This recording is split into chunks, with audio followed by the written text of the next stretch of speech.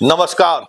Politics में आप सबों का स्वागत है और आज हम पॉलिटिक्स में बिहार की उस पॉलिटिक्स की चर्चा करने जा रहे हैं जिस पॉलिटिक्स के सहारे एक बड़ा सियासी दांव खेलने की खबर आ रही है।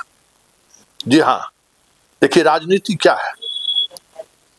राजनीति में वो व्यक्ति सफल होता है या जो राजनीति करने वाले लोग सबसे ज्यादा सफल वो माने जाते हैं जो टाइम सही समय पर सही निर्णय लेता है। पलट कर देख लीजिए इतिहास कि आज तक राजनीति में वही लोग बना रहा है नेतृत्वकर्ता के रूप में जो समय पर फैसला लेता है, जो समय पर चीजों को भांप जाता है कि आगे क्या होने वाला है। इस मामले में नीतीश भी काफी दूरदर्शी रहे हैं और नीतीश के साथ जो टीम है वो भी कहीं न कहीं नीतीश के साथ रहते रहते उस टाइम मतलब समय को वो पहचान लिया है। कल से अचानक खबरें आनी शुरू हो गई है कि निशांत पार्टी ज्वाइन कर सकते हैं। निशांत का जदयू में आना तय हो गया है। किसी भी समय उन्हें जदयू की सदस्यता दिलाई जा सकती है और खबर भी आई थी कि होली के बाद निशांत जदयू का दामन थाम सकते हैं। लेकिन पिछले 24 घंटे से जिस तरीके से मीडिया में बड़ी ही प्रमुखता से ये खबर चलाई जा रही है, ऐसे में सवाल उठना लाजमी है कि इस समय निशांत के आने का मतलब क्या है या निशांत के जदयू में शामिल होने की खबर को इतनी तवज्जो क्यों दी जा रही है। क्या निशांत के सहारे आरसीपी और मनीष वर्मा को साधने की साजिश तो नहीं है? बड़ा सवाल है।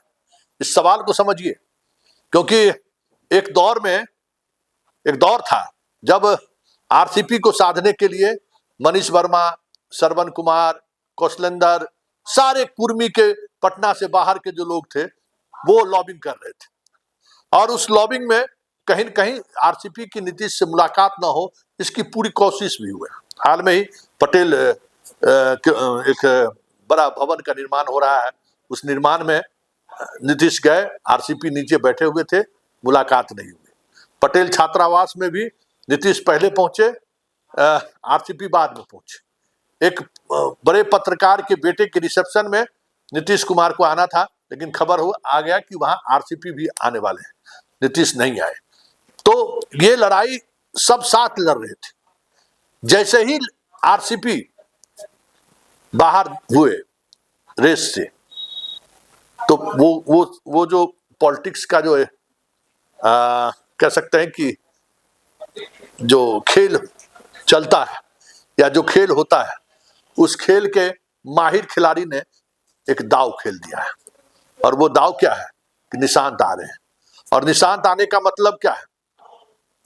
मनीष वर्मा की जो चाह रहे हैं कि राज्यसभा में जाएं, वो इच्छा कहीं न कहीं निशांत के पार्टी में आने के बाद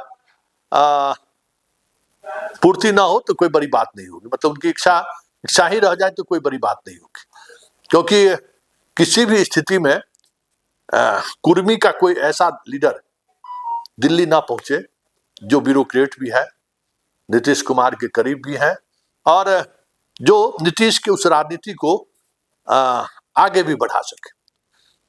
क्योंकि आरसीपी जिस मजबूती के साथ पार्टी में आए, पार्टी में बने रहे, उस दौरान बड़े बड़े तुर्रम खान जो पार्टी के स्टार माने जाते थे, उनकी आरसीपी के सामने में कुछ भी नहीं चलता था। आरसीपी के सहमति से ही बहुत सारी चीजें होती थी। हाँ, कुछ 2, 4, 5 सीटें ऐसी होती थी जिस पर ललन सिंह जैसे मजबूत आदमी की दावेदारी होती थी, बाकी जो चाहे आरसीपी वही होता था। तब इस पार्टी में कोई दूसरा आरसीपी पैदा न ले, इस पार्टी में कोई ऐसा व्यक्ति नहीं उभर कर सामने में आए जो कहीं न कहीं बाकी लोगों को चुनौती दे सके। तो उसमें श्रवण कुमार भी है, कौशलेंद्र भी है। मतलब कहते हैं ना कि कुल्हाड़ी जो पेड़ को काटता है तो उसके पीछे क्या लकड़ी ही लगा रहता है ना। तो राजनीति में भी वही है, जो काटने वाला होता है ना, अपने ही जात बिरादरी के लोग होते हैं। तो पहले सब लोग मिलकर आरसीपी को साइड किए, अब जो बचे हुए लोग हैं अब मनीष वर्मा को साइड करने पर लगे हुए हैं, और मनीष वर्मा तभी साइड हो सकते हैं जब निशांत की ताजपोशी हो जाए, मतलब पार्टी में बड़ी जिम्मेवारी के साथ उनको शामिल किया जाए। और खबर यही आ रही है कि निशांत पार्टी ज्वाइन करने वाले हैं और बड़े जिम्मेवारी के साथ उनको ज्वाइन कराया जा रहा है। मतलब एक तीर से दो निशाना, मनीष भी बाहर हो जाएंगे और दिल्ली में बैठे हुए लोग जो इस खेल में शामिल हैं, जिनकी इच्छा है या तो हरिवंश जी कंटिन्यू कर जाए, बीजेपी ये चाहती है तो बीजेपी की उस इच्छा को कह सकते हैं कि अमली जमा पहना दिया जाए, या नहीं तो फिर किंग महेंद्र के भाई साहब उनको राज्यसभा भेजकर पार्टी में 5 साल तक एक फंड मैनेजमेंट में समस्या नहीं है। तो दो नाम अचानक सामने आया है। अब ऐसे में ये देखना दिलचस्प होगा कि ये जो निशांत के सहारे जो साधने की कोशिश हो रही है और जिस स्तर पर कोशिश हो रही है वो कोशिश कितना सफल होता है, क्योंकि राजनीति में हमेशा 2-2 4 नहीं होता है। ये जो कैलकुलेशन हो रहा है कि हम आरसीपी को पहले बाहर किए रेस से, अब मनीष वर्मा को निशांत के सहारे बाहर कर दे, तो ये राजनीति फिट जरूर दिख रही है, लेकिन यही रिजल्ट होगा कोई जरूरी नहीं है, क्योंकि सब कुछ निर्भर है नीतीश कुमार पर। वैसे नीतीश कुमार की मन स्थिति को लोग समझ रहे हैं। कहने को है कि जो करेंगे नीतीश कुमार करेंगे, लेकिन सच्चाई यही है कि अब बहुत कुछ नीतीश कुमार नहीं कर रहे हैं।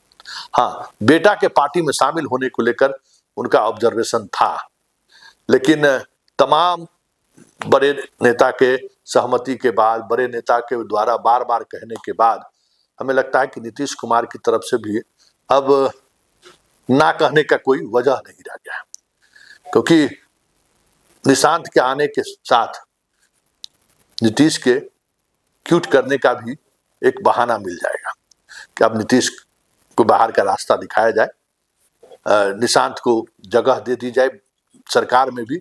पार्टी के बड़े नेता हैं ही, उनको बड़े नेता की जिम्मेवारी दी जाए, साथ ही यहाँ भी मंत्रालय में भी बड़ी जगह दे दी जाए और फिर हम सब मिलकर सरकार चलाएं। क्योंकि निशांत को लेकर भी कई तरह के ओपिनियन है, लेकिन तमाम ओपिनियनों के बीच ये जो निशांत के आने की खबर है वो खबर एक संकेत है, और बड़ा संकेत है कि बिहार में खेला होबे।